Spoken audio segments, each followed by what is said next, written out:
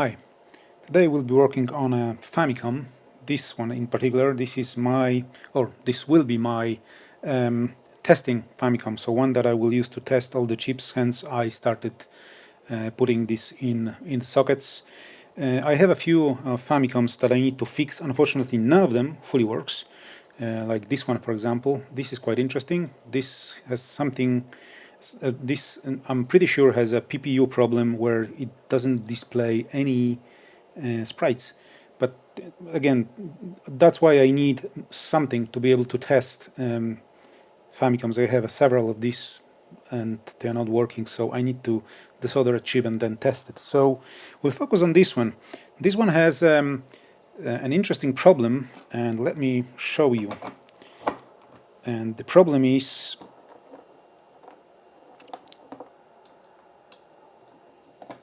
now I will need to cover this board. I'll tell you about this board in a second, but it will just blind the camera. And let me share the output. So this is the output. So gray screen. But this is not something that you might expect. So people, not people, but everybody, including me, when I have this kind of issue, I always look at the cartridge slot and the cartridge itself. This cartridge works perfectly fine, I'm 100% sure, because I have Famicom AV and a few working Famicoms that are in, I don't want to take apart, but this is working. I've inspected this, cleaned this multiple times, inspected every single pin, checked every single connection on the board. And by the way, let me show you what schematic we'll be using and what schematic I'm using. So this is one that I made for myself. I'll share the links, by the way. This is one I made for myself. This is another one. This is essentially full schematic of Famicom. It's not great, but it works. I also have a few more Famicoms that are helpful for tracing the pins. So let me remove that. For tracing this, so measure continuity between every single pin here on the cartridge slot to every single point. Make sure you, if you're testing it, make sure you test every single one, because there's multiple from some of these there's multiple connections. Some of these pins go to, say, memory and one of these LS chips, and then to PPU or the CPU. So make sure you test every single point, because you may have a trace that's broken, so it works between one of these and is broken between another. So anyway, that's how I tested it. So I'm 100%, 99% sure this is working. Another thing that when I have a gray screen, another thing is to check CPU, because gray screen usually means that PPU is fine, because that's what generates that gray screen, which is PPU. It just means that it doesn't see cartridge normally, or it doesn't receive, or CPU is not processing any data, hence no data to display. So yeah, that's the first two things that I check: cartridge and cartridge slot, and then CPU. And I'll show you how I test CPU. But in this case, I'm 99% sure cartridge is fine. I'm 99% sure the CPU is fine. And again, I started testing it, and I think, or I'm almost sure, one of these RAM chips is faulty. So what we'll do, I'll show you how I measure the CPU, if CPU is fine, how I measure PPU, and then I'll show you why I suspect one of these is faulty. Before we do that, this will be my test board. I don't have case for it, and I don't have CPU, the power board.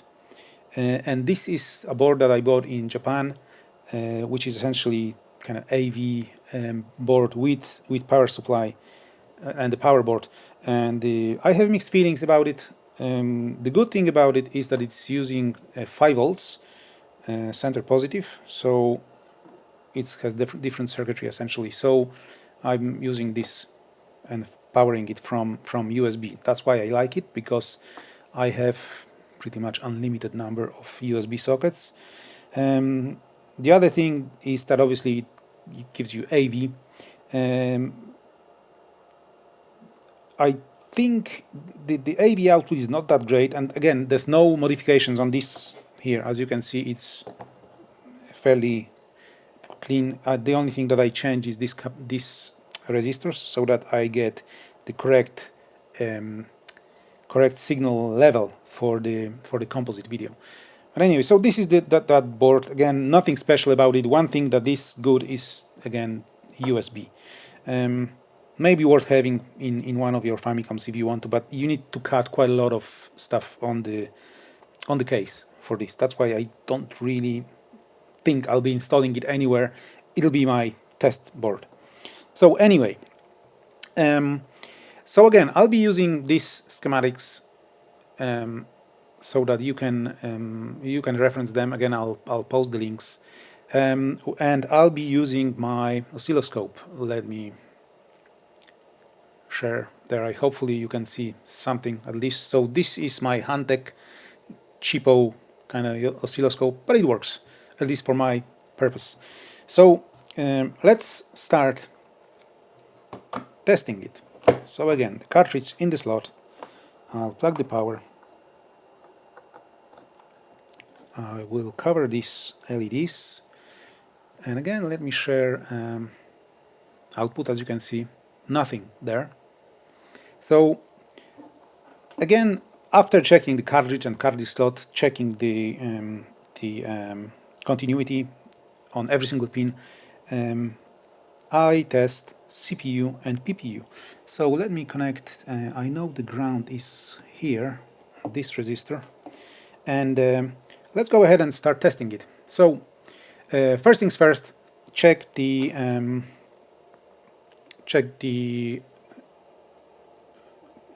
power on the CPU. So this should be 5 volts. And let me reset the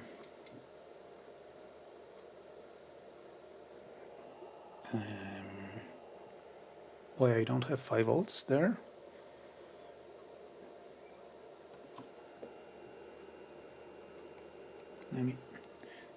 I do.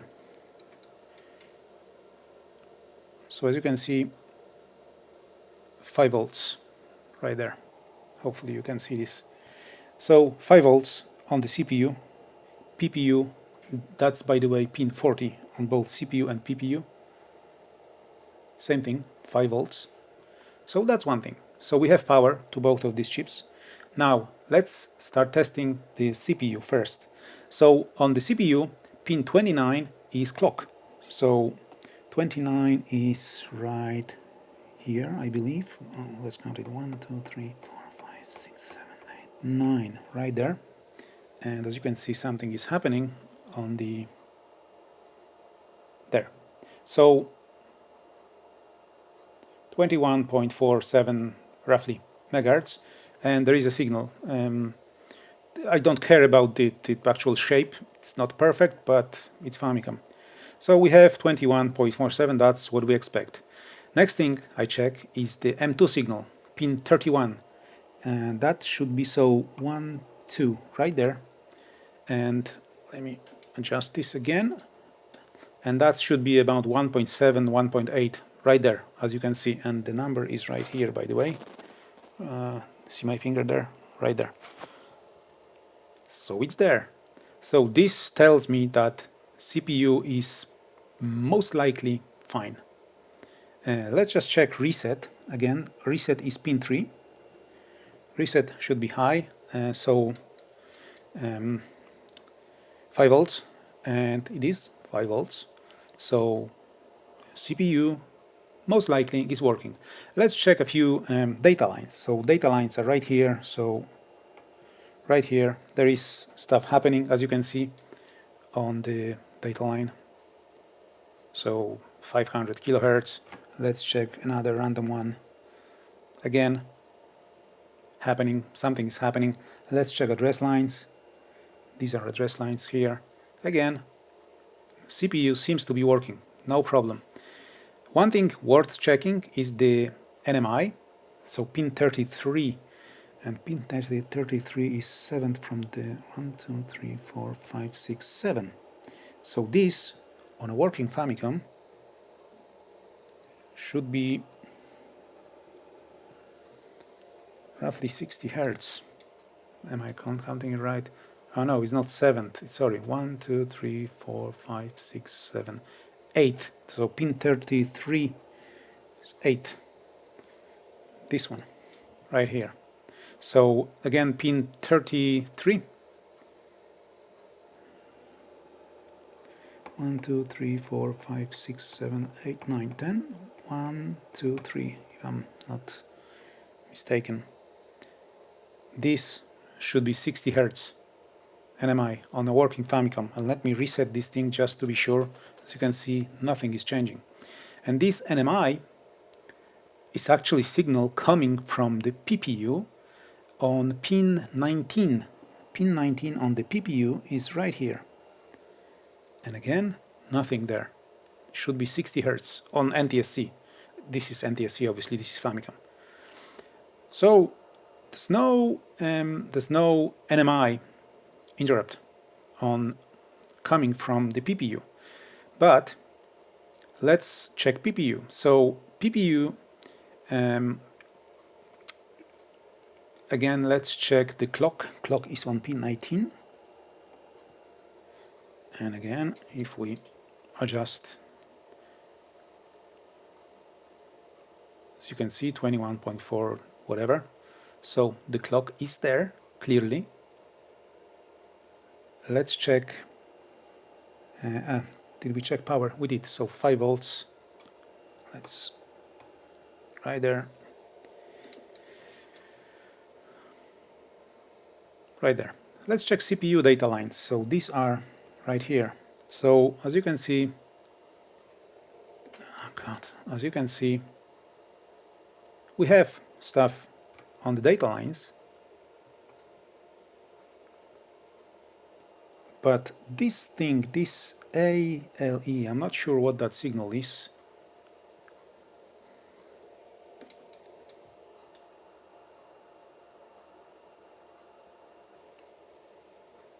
This, to me, is just noise.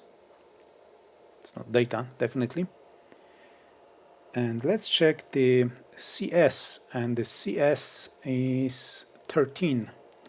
So 20, 19, 18, 17, 16, 15, 14, 13. This should be that. And again, let's adjust. So there is signal there.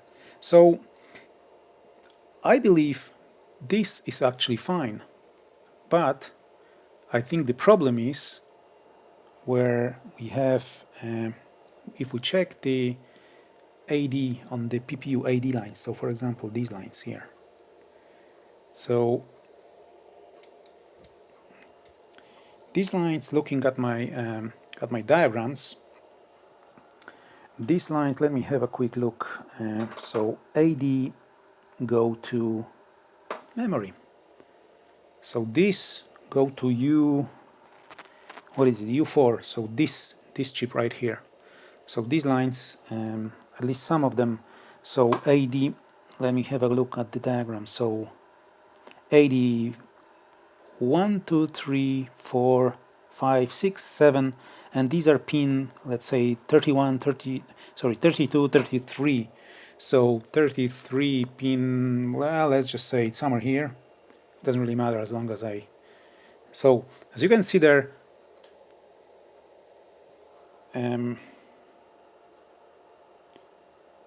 these signals are right here, hertz. They should be in hundreds kilohertz, if not megahertz, I believe. So this is definitely wrong. So these lines that go to this memory chip are not working, essentially. There's no data coming in from the memory chip. And these, I think, are both address and data lines, and they go through one of these, either this or this chip that is kind of multiplexing.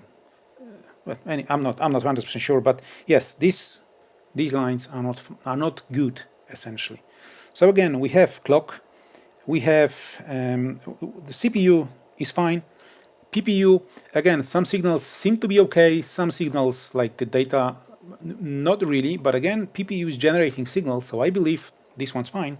So I suspect one of these, either this or this, and I suspect it's this one, is faulty. So I suspected that one of these is faulty. I desoldered all these chips here, and let me show you something. So let me get rid of the scope. Let me power it off.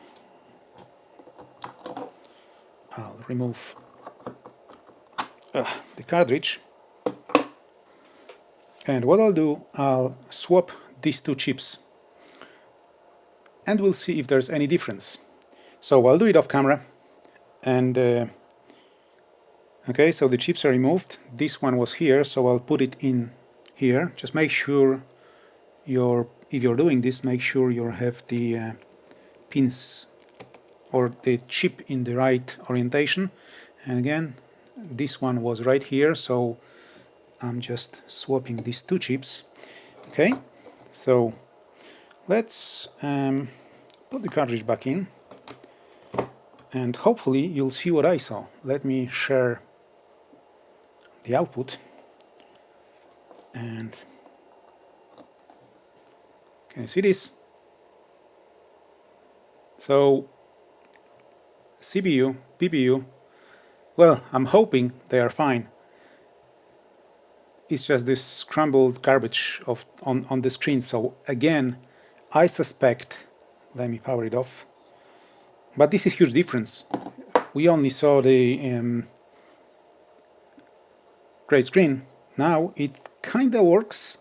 So what I'll do now, I'll grab a working RAM chip and I'll swap that working RAM chip with this one, because again, my guess, wild guess, is that the chip that was in here, which is this one, was faulty, because there was no the signals here on those data lines, address/data lines, were not right. So I think it could be this one. Oh, sorry, this one. So let me go ahead and find a working chip, and I'll swap it with this one. Okay, so I have a working chip right here. So again, I'll pull this one out, and I'll do it off camera, and we'll stick the other one here. Okay, so this one's out. Put it aside. This one is okay. Let me have a look at the pins. They seem to be okay. This was pulled from another board. By the way, if any of you knows, if you know where any reliable source of these chips that can be used in these ones, even AliExpress, but again, tested and reliable, put it in the comments. I'll be happy to buy, well, several of these. So let's stick it in there. Chips, okay.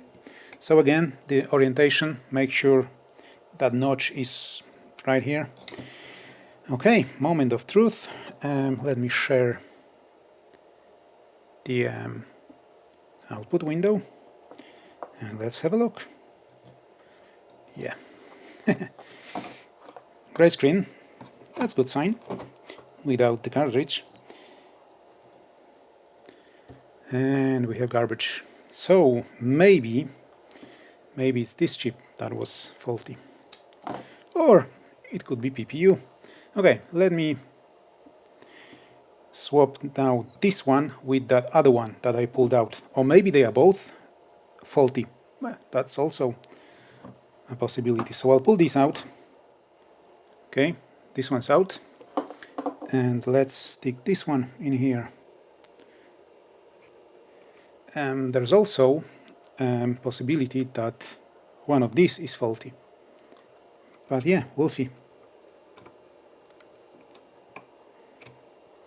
So this chip is in here. Let me share the window. Right there. And what do you know? There you go. so it's fixed. So apparently my guess wasn't right. Yeah, works perfectly fine. Okay, so let me power it off. Let me take the cartridge out, because just to make sure you can see this. So my guess was not right. So this one was actually fine. It was the chip that was originally in this slot that was faulty. So this is definitely faulty. So let's make sure I will never use it. So just like that.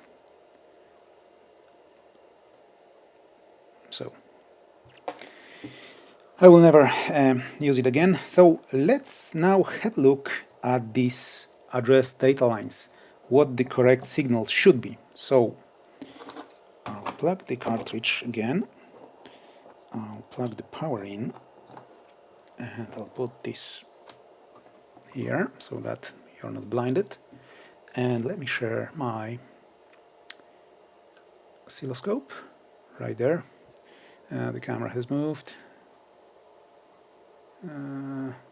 like that. So yeah, you can see this now. So again, this is the ground. Obviously, you can use any ground. By the way, you don't really need oscilloscope for that. All you need is some sort of logic probe. It'll be fine. I mean, as you saw, I'm not really looking at the megahertz or signal shapes or anything like that. It's just I'm only interested in if the signal is there. So first of all, let me show you that there should be on. Remember the NMI and IRQ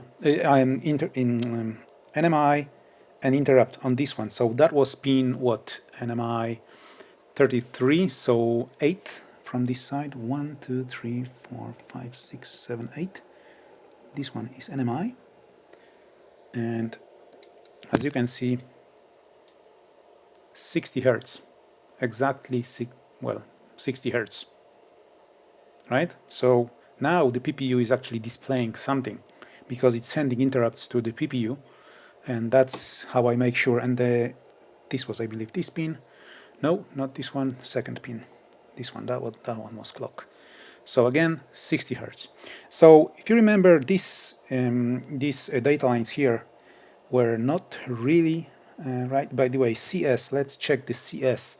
CS should be pin 13, right? So 1, 2, 3, 4, 5, 6, 7, 8, 9, 10, 11, 12, 13. This should be around 15 kilohertz, or maybe more, I'm not sure, 15, yeah, roughly. But now let's check this data lines here. So as you can see, remember we had this in the range of hertz, like 100 hertz or something. This is 1.4 megahertz. Let's check this one. This is, oh crap. So 1.4 megahertz. And again, these are data lines. It's not easy. That, as I told you, connect to this, to the, so 700, 800, 900 kilohertz. So that's the correct signal, like in hundreds of kilohertz, if not megahertz. So yeah, if you have a similar issue and you're 100% sure your cartridge and cartridge slot is okay, as I was, because again I tested all the pins, and you have that issue where you have the kind of gray screen only, just measure these two chips first. If they, like, I mean, the very basics, on this one, it's clock pin 29, M2 pin 31, M2 should be 1.4, 1.7 megahertz, I can't remember exactly, but well, let's check that. So M2 pin 31, so was it this one? No, it wasn't. 31, let's count it. So 21, 2, 3, 4, 5, 6, 7, 8, 9, 30. Did I say 31? Yeah, 1.78 megahertz. So again, clock M2 pin 31, and then check the NMI, so pin 33. And if you don't see anything on NMI, then that means there's no data being exchanged between these two chips. And then check the address/data lines here. So pins from 38 down to what, 31, and if they are not in say range in hundreds of kilohertz or megahertz even, then that means most likely one of the memory chips is bad or one of these two chips. So yeah, that's it for today, I guess. This one is fully working, so even though it's fully working again, I will at some point desolder this and install sockets, because again, this is my, or will be my testing board. And yeah, maybe if that other one, I'm not sure where I put it, the one that has, let me show you actually. So let me get rid of this. So this one here, as I said, this one is kind of interesting. I'll show you what the problem is. So let's install the cartridge. I'll actually put it this side because I have my power supply on this side. Let's grab the AV.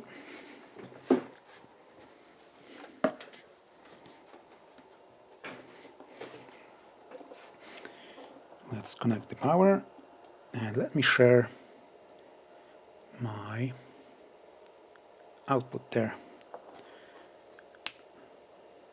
Okay, let's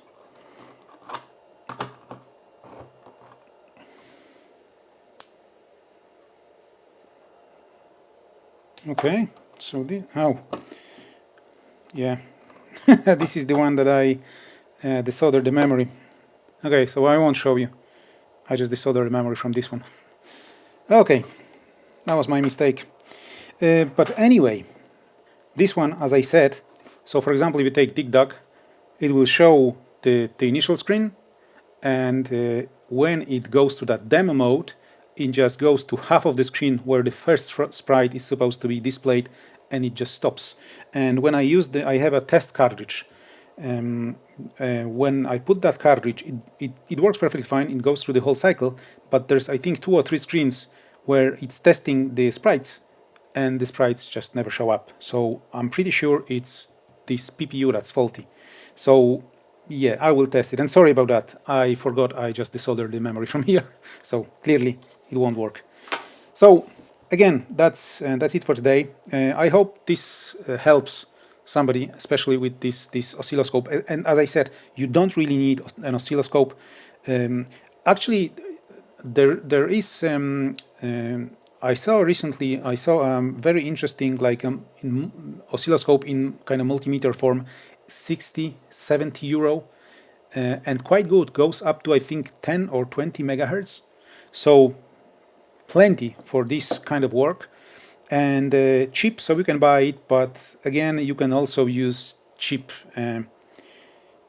probe, logic probe, and again that will show you as well where the data is actually flowing. So it'll show you all these signals, no problem. So yeah, that's all for today. Thank you. Thanks for watching. Please like and subscribe if you like my videos, and I'll do something else next time. Thanks.